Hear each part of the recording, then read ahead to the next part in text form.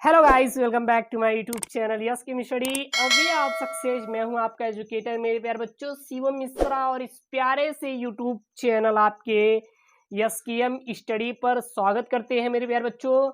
और हाँ, please channel पे नए हो तो प्लीज़ यार चैनल को सब्सक्राइब करें, वीडियो अच्छा लगे तब लाइक करिएगा, ओके। और एक प्यारा सा कमेंट करिएगा, थोड़ा मोटिवेशन मिलती है। अच्छा लगे तब भी, नहीं अच्छा लगे तो आप फीडबैक ज़रूर दीजिएगा कि हमें क्या और हमें बदलाव करने चाहिए, ताकि आपके पास अच्छा सा अच्छा वीडियो पहुंच पाए और आप अपने एग्ज़ाम की तैयारी अच्छे से कर पाएँ। तो आज हम लोग मेरे प्यारे बच्चों जान रहे हैं, हम बहुत दिन के बाद वीडियो मिल रहा है और आपको लगता होगा कि सर कहाँ चले गए, तो थोड़ा मेरा एग्ज़ाम चल रहा था मेरे प्यारे बच्चों, इसलिए आपको वीडियोज़ नहीं मिल पा रही थी। लेकिन कोई टेंशन मत लीजिए, मैं आपका सिलेबस ख़त्म कर दूंगा। तो प्राणी जगत जो कि बायोलॉजी क्लास 11 का चैप्टर 4 है, इसमें हम लोग पढ़ रहे हैं संग टोनी फेरा, टीनो फेरा ना, टीनो टीनो फोरा है, टीनो फोरा है यार, टीनो फोरा पढ़ रहे हैं ना मेरे प्यारे बच्चों। चलिए, तो देखिए संग टीनो फोरा क्या होता है। तो इस संघ में पाए जाने वाले जो सदस्य होते हैं प्लवकीय समुद्री होते हैं। प्लवकीय मतलब क्या होते हैं, व्हाट इज प्लव। प्लव मतलब जो तैरते रहते हैं हमेशा, इसमें जो जितने भी जंतु पाए जाते हैं वो तैरने वाले होते हैं, और ये कहाँ पे होते हैं, समुद्री होते हैं। और इन्हें ही कॉम्ब जेली कहते हैं, कॉम्ब जेली कहते हैं। और इन्हें ही वालनट सी वालनट भी कहा जाता है, ओके, याद रखिएगा। तो क्या लिखेंगे मेरे प्यारे बच्चों, यहां पे लिखेंगे कि इस संघ में पाए जाने वाले सदस्य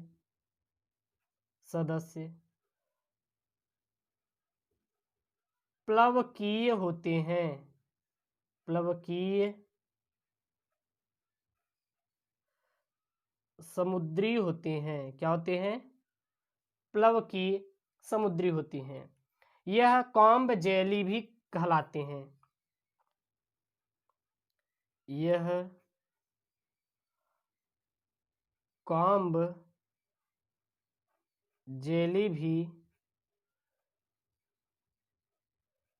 कहलाते हैं। इन्हें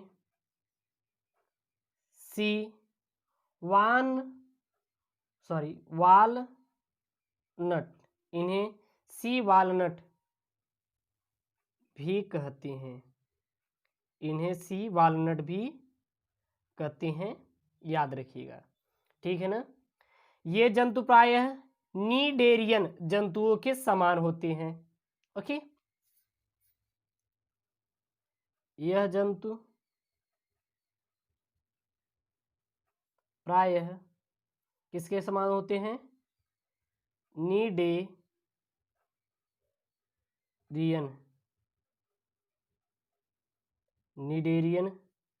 जंतुओं के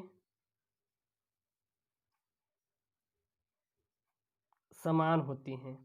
निडेरियन जंतुओं के हमारे समान होती हैं। अब इसमें क्या क्या प्रमुख लक्षण पाए जाते हैं, तो उन लक्षणों को नोट कर लीजिए। पहला, ये समुद्री होती हैं। पहला क्या है, ये समुद्री जंतु होते हैं, ठीक है ना। और बड़े बड़े समूहों में समुद्र के किनारे के सतह पर तैरते हुए मिलती हैं, तथा समुद्र के किनारे सतह पर तैरते हुए मिलते हैं। इसकी भी आप लिख सकते हैं, ठीक है। चलिए, दूसरा क्या लिखेंगे मेरे प्यारे बच्चों, इन जंतुओं का शरीर गोलाकार, नाशपत्ती के आकार अथवा बेलनाकार होता है, और ये चारों ओर से किसी भी प्रकार की कवच नहीं पाई जाती ना। ये गोलाकार, बेलनाकार होते हैं। इनके चारों ओर चारों ओर कोई सतह नहीं पाई जाती, कोई सतह नहीं पाई जाती है। इनके चारों ओर किसी भी प्रकार की सतह नहीं पाई जाती है। अगला क्या लिखेंगे मेरे प्यारे बच्चों? अगला आप लिख लीजिए कि लिख सकते हैं कि इनका शरीर अरीय सममित व अगुहीय होता है। शरीर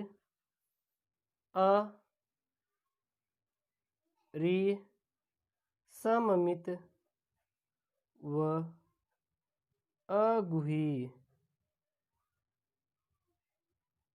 होता है, ठीक है ना। और इनका शरीर और कैसा होता है? द्विकोरिकी होता है, अर्थात एक्टोडर्म तथा एंडोडर्म के मध्य जेली सदृश मीसोग्लिया होता है, अर्थात इनकी कोशिकाएं बिखरी रहती हैं। चौथा क्या लिख सकते हैं? इनका शरीर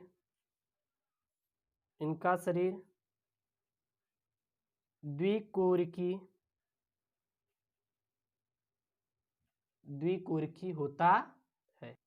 और ये कैसे होते हैं? तो ये उभयलिंगी होते हैं मेरे प्यारे बच्चों, याद रखिएगा। यह उभयलिंगी होती हैं। यह क्या होते हैं? उभयलिंगी होते हैं। और इन जंतुओं में जो तंत्रिका पाई जाती है वो सरल तंत्र होती है ना। इन जंतुओं में सरल तंत्रिका पाई जाती है। इन जंतुओं में कैसी तंत्रिका पाई जाती है? तो सरल तंत्रिका पाई जाती है। अब हमारी आती है मेरे प्यारे बच्चों संघ एनिलिडा। संघ एनिलिडा देखें तो इनके बारे में थोड़ा ज़्यादा नहीं है, बस इनका थोड़ा हम लोग लक्षण देख सकते हैं। संघ जो एनिलिडा जंतु होते हैं ये जंतु जलीय अथवा नम भूमि में पाए जाते हैं, जो बिल बनाकर निवास करते हैं, जो बिल बनाकर निवास करते हैं। जैसे कि जोंक देखते हैं आप लोग, जोंक जो होता है यह हमारा एनिलिडा के ही अंतर्गत आता है। ओके, याद रखिएगा। और ये हमेशा जानते हैं कि जल में ही होते हैं जोंक। तो बस यही है, आप थोड़ा सा इसमें लिख लीजिए कि पॉइंट में लिखेंगे इस संघ के अधिकांश जीव जंतु जलीय अथवा नम भूमि में पाए जाते हैं। नम भूमि में पाए जाते हैं। जलीय अथवा कहाँ पाए जाते हैं? हमारे नम भूमि में पाए जाते हैं, जो बिल बनाकर निवास करते हैं, जो बिल बनाकर निवास करते हैं। और अनेक इनके सदस्य समुद्री भी होते हैं, ठीक है ना, याद रखिएगा। इनकी शरीर की बात करें तो इनका शरीर लंबा बेलनाकार त्रिकोणिकी व द्विपार्श्व सममित तथा कृमि रूपी होता है। इन जंतुओं का शरीर लंबा बेलनाकार त्रिकोणिकी द्विपार्श्व सममित तथा कृमि रूपी होता है। कृमि रूपी क्या होता है? हमारा इनका शरीर होता है, ठीक है ना। और अगला हम लोग पॉइंट में देखें तो इस संघ के जितने भी जंतु होते हैं उभयलिंगी होते हैं। इस संघ के जंतु उभय लिंगी होते हैं, उभयलिंगी होते हैं। जैसे में क्या क्या है इसके उदाहरण, क्या क्या है? केचुआ हो गया, केचुआ, और क्या हो गई हमारी? जोंक हो गया, और हमारा क्या हो गया? नेरिज हो गया, और हमारा क्या हो गया? एफ्रोडाइट। ये सब हमारे क्या होते हैं? ये हमारे संघ एनिलिडा के होते हैं। अगला हमारा होता है संघ आर्थ्रोपोडा। देख लेते हैं अगला क्या होता है हमारा? संघ आर्थ्रोपोडा। इसको भी लिख दे रहे हैं, आर्थ्रोपोडा लिख लीजिएगा, ठीक है ना। संघ आर्थ्रोपोडा में देखें तो संघ आर्थ्रोपोडा जंतु जगत का सबसे बड़ा संघ है। यह हमारा सबसे बड़ा संघ होता है, जिसमें जंतु जगत की लगभग 85% प्रजातियां पाई जाती हैं, जो विश्वास व्यापी वितरण दर्शाते हैं तथा सभी प्रकार के आवासों, चाहे जल हो, स्थल हो, वायु हो, मृदा के नीचे, वृक्षों पर इत्यादि स्थानों पर पाए जाते हैं। ठीक है, कह सकते हैं ये लोग सभी जगह विचरण करते रहते हैं। लिखेंगे आर्थ्रोपोडा जंतु संघ आर्थ्रोपोडा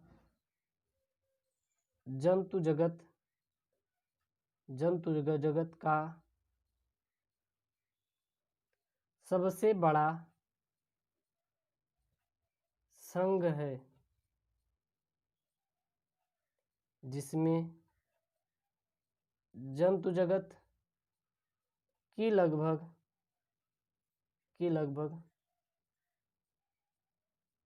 85%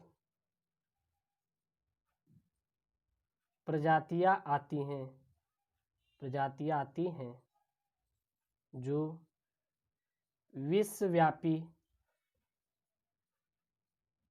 वितरण दर्शाती हैं, जो विश्वव्यापी क्या दर्शाती हमारी? वितरण को दर्शाती हैं। यह सभी जगहों पर उपस्थित होती हैं। यह सभी प्रकार के आवासों, जल, स्थल, वायु, मृदा और क्या हो गया हमारा? मृदा के नीचे लिख लीजिए, मृदा के नीचे वृक्षों पर पाए जाते हैं, क्या क्या गुण होते हैं? तो ये जंतु अंग तंत्र स्तर का शरीर संगठन दर्शाते हैं। ये जंतु अंग तंत्र स्तर का शारीरिक संगठन दर्शाते हैं। दूसरा, ये द्विपार्श्वीय सममित होते हैं, द्विपार्श्वीय सममित होते हैं। और हमारा और इनका ये रहता है कि ये जंतु त्रिजनन स्तरीय होते हैं, अर्थात इसमें 3 जनन स्तर होता है, बाह्य, मध्य, अंतः जनन स्तर, ठीक ना। ये जंतु त्रिजनन